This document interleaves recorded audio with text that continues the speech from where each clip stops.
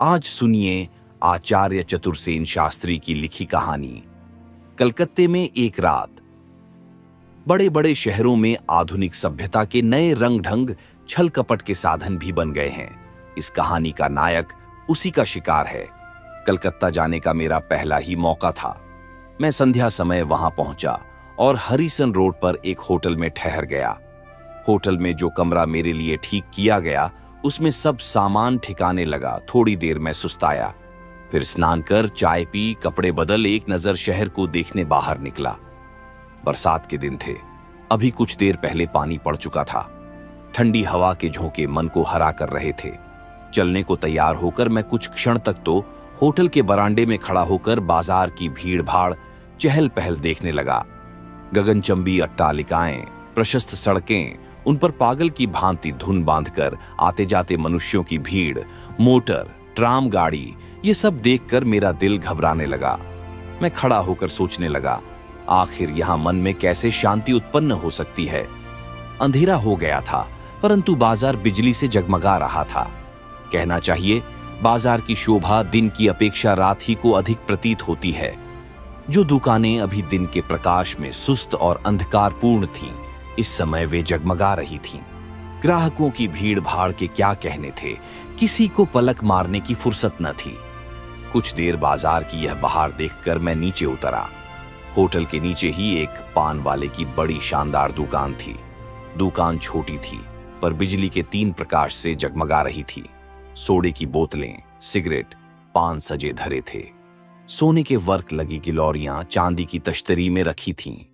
मैं दुकान पर जा खड़ा हुआ। एक चवन्नी थाल में फेंककर 2 बीड़ा पान लगाने को कहा। दुकानदार पान बनाने लगा और मैं सामने लगे कदे आदम आईने में अपनी धज देखने लगा। पान और रेजगारी उसने मेरे हाथ में दिए। मैंने पान खाए और एक दृष्टि हथेली पर धरे हुए पैसों पर डालकर उन्हें जेब में डालने का उपक्रम करता हुआ ज्यों ही मैं दुकान से घूमा कि एक गौरवर्ण, सुंदर, कोमल हाथ मेरे आगे बढ़कर फैल गया। मैं चलते चलते ठिठक कर ठहर गया। मैंने पहले उस हाथ को, फिर उस सुंदरी नवोढ़ा को ऊपर से नीचे तक देखा। वह सिर से पैर तक एक सफेद चादर लपेटे हुए थी। चादर कुछ मैली जरूर थी, परंतु भिखारियों जैसी नहीं। उसने अपना मुख भी चादर में छिपा रखा था। सिर्फ 2 बड़ी बड़ी आंखें चमक रही थीं। आंखें खूब चमकीली और काली थीं। उनके ऊपर खूब पतली कोमल भौहें और उनके ऊपर चांदी के समान उज्ज्वल, साफ, चिकना ललाट। चिकने और चूंघर वाले बालों की एकाध लट उस पर खेल रही थी। यद्यपि एक प्रकार के भद्दे ढंग से अपने शरीर को उस साधारण चादर में लपेट रखा था, परंतु उसमें से उसकी सुडौल देह यष्टि और उत्फुल्ल यौवन फूटा पड़ता था। उसके मुख के शेष भाग को देखने का उपाय न था, परंतु उस पर दृष्टि डालते ही उसे देखने की प्यास आंखों में पैदा हो जाती थी। मैंने क्षण भर ही में उसे देख लिया। उसने मुझसे कुछ कहा नहीं।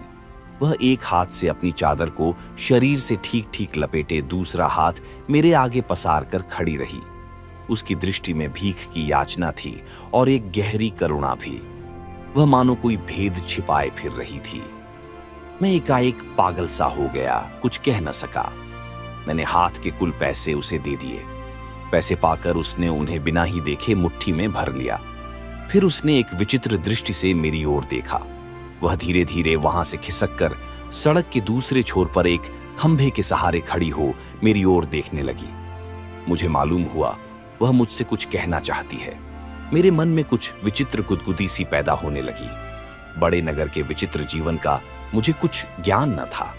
मैं देहात के शांत वातावरण में रहने वाला आदमी, परंतु वह स्त्री वहां खड़ी मेरी तरफ देखती ही रही। जहां वह खड़ी थी वहां काफी अंधेरा था। कुछ देर खड़ा मैं उसे देखता रहा। मुझे उसके निकट जाना चाहिए या नहीं, मैं यही सोचने लगा। अंत में मैं साहस करके उसके पास गया। मुझे निकट आया देख उसने अपने मुख से चादर का प्रावरण हटा लिया और बड़ी बड़ी आंखों से मेरी तरफ अभिप्रायपूर्ण दृष्टि से देखने लगी। जैसे अजगर अपनी प्रथम दृष्टि से अपने शिकार को स्तंभित कर देता है, उसी प्रकार मैं स्तंभित सा हो गया। उस अंधकार में भी उसके मुख चंद्र की आभा फूटकर निकली पड़ती थी। उसने मृदु कोमल स्वर में कहा, पाप डरते तो नहीं? प्रश्न सुनकर मैं अकचका गया। मैंने कहा, नहीं, कहो क्या बात है। मेरे साथ प्राय, मैं इसी ट्राम पर सवार होती हूं, आप भी इसी पर चढ़ जाइए, मुझसे दूर बैठिए, मैं जहां उतरूं आप भी उतर जाइए। वह बिना मेरे उत्तर की प्रतीक्षा किए ही सामने जाती हुई ट्राम पर चढ़ गई और मैं विकारग्रस्त रोगी की भांति बिना कुछ सोचे विचारे कूदकर ट्राम पर चढ़ गया। बाजारों, चौराहों और पार्कों को पार करती हुई ट्राम चली जा रही थी। वह रहस्यमयी स्त्री एक खिड़की के बाहर मुंह निकाले बैठी थी। उसके अंग का कोई भी हिस्सा नहीं दिखाई पड़ता था। मेरा दिल घबराने लगा। कई बार मैंने ट्राम से उतरने की इच्छा की, पर जैसे शरीर कीलों से जड़ दिया गया हो, मैं उठ ही नहीं सकता था। अब उजाड़ सा मोहल्ला आ रहा था, शायद कोई मैदान था। बाजार पीछे छूट गए थे। दूर दूर बिजली की बत्तियां टिमटिमा रही थीं। ट्राम कड़कती जा रही थी। रात अंधेरी थी और बिजली के खंभों के चारों ओर अंधकार कुछ अद्भुत सा लग रहा था। सड़कें सुनसान थीं। बहुत कम आदमी सड़कों पर आते जाते दिखाई पड़ते थे। अब मैं ऊब उठा। मेरे मन में कुछ संदेह उठ रहे थे। बड़े शहरों में बहुत सी ठगी होती है, यह सुना था। इससे मन बहुत चंचल हो रहा था। ज्यों ही ट्राम ठहरी, मैं उस पर से कूद पड़ा, साथ ही वह स्त्री भी उतर पड़ी। मैं एक ओर चलने को उद्यत हुआ ही था कि उसने बारीक और कोमल स्वर में कहा, उधर नहीं, इधर आइए। मैंने रुक कर देखा। उसने पास आकर वही जादू भरी आंखें मेरी आंखों में डालकर कहा, तुमने कहा था मैं डरता नहीं। मैं डरता तो नहीं, तब आगा पीछा क्या सोच रहे हो, भागने की जुगत में हो?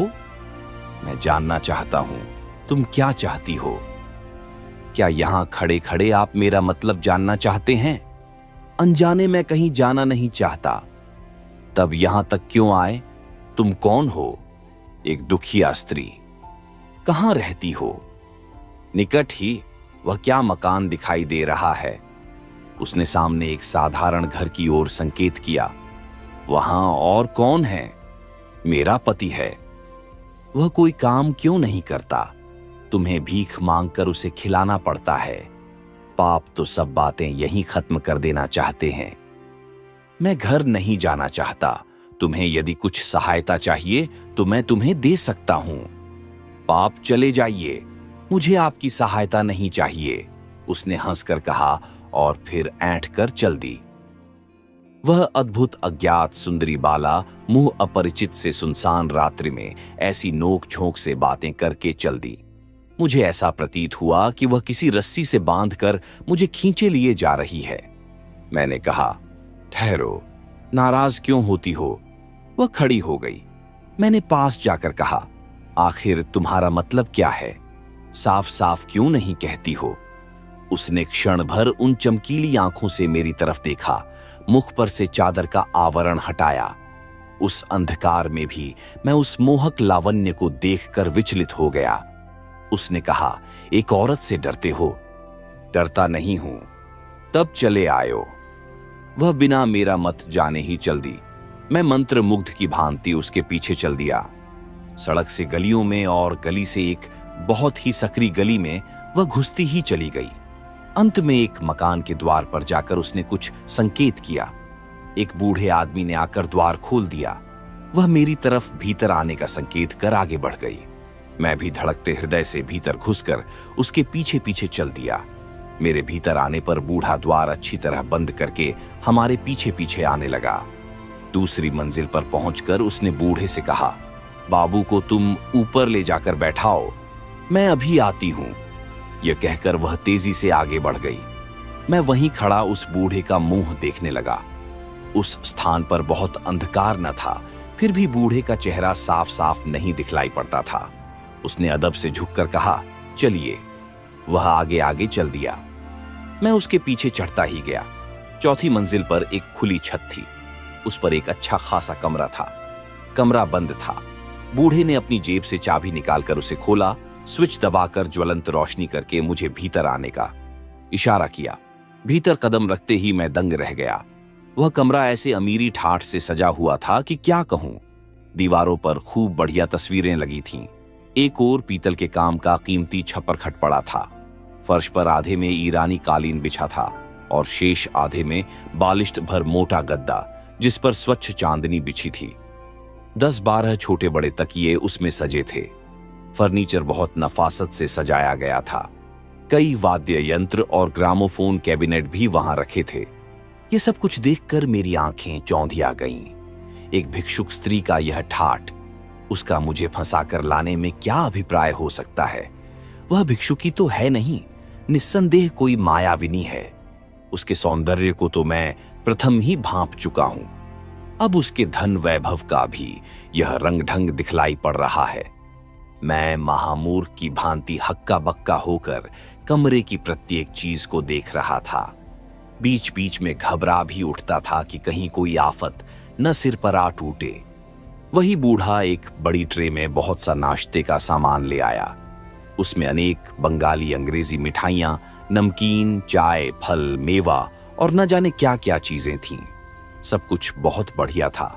राजाओं को भी ऐसा नाश्ता शायद ही नसीब होता हो। बूढ़े ने नाश्ता सामने रखकर कहा, मालकिन अभी तशरीफ ला रही हैं, तब तक आप थोड़ा जल खा लीजिए। मेरा मन क्या जल खाने में था। मैंने अकचकाकर कहा, तुम्हारी मालकिन कौन है? कहाँ है? जो मुझे लाई थीं, क्या वही हैं?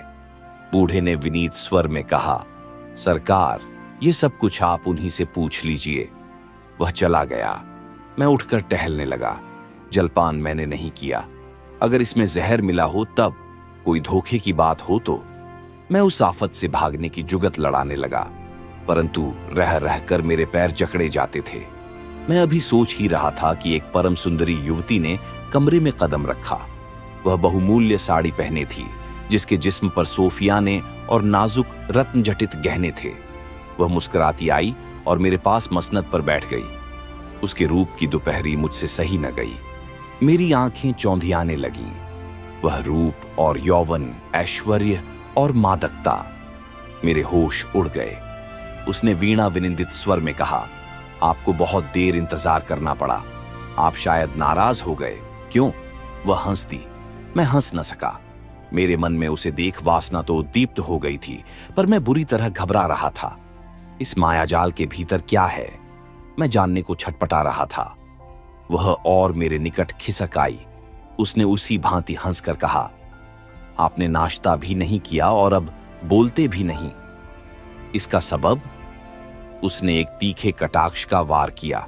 मैंने देखा और समझा वही है, परंतु इसका क्या कारण हो सकता है कि यह अद्भुत स्त्री इस प्रकार भिखारिणी बनकर लोगों को फांस कर ले आती है? मैंने उससे पूछा। तब वहां आप ही थीं। कहां? बाजार में, और मेरे साथ भी। वाह, वहां मैं क्यों होने लगी? वह हंस दी।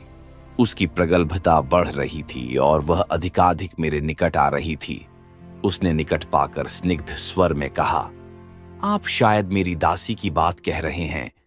यदि वह आपकी दासी थी तो क्या आप कृपा कर मुझ पर यह भेद खोल सकेंगी कि किस कारण आप इस प्रकार जाल में फांस फांस कर लोगों को घर में बुलाती हैं? मेरी बात सुनकर वह एकदम उदास हो गई। उसने आंखों में आंसू भरकर कहा, आपको यदि कुछ ज्यादा कष्ट हुआ हो तो आप जा सकते हैं। मैंने तो आपको एक धर्मात्मा आदमी समझकर इस आशा से कष्ट दिया था कि एक दुखिया अबला का कष्ट आप दूर करेंगे, परंतु मर्द जैसे सब हैं वैसे ही आप भी हैं। वह सिसकियां लेने लगी। मैं बहुत लज्जित हुआ।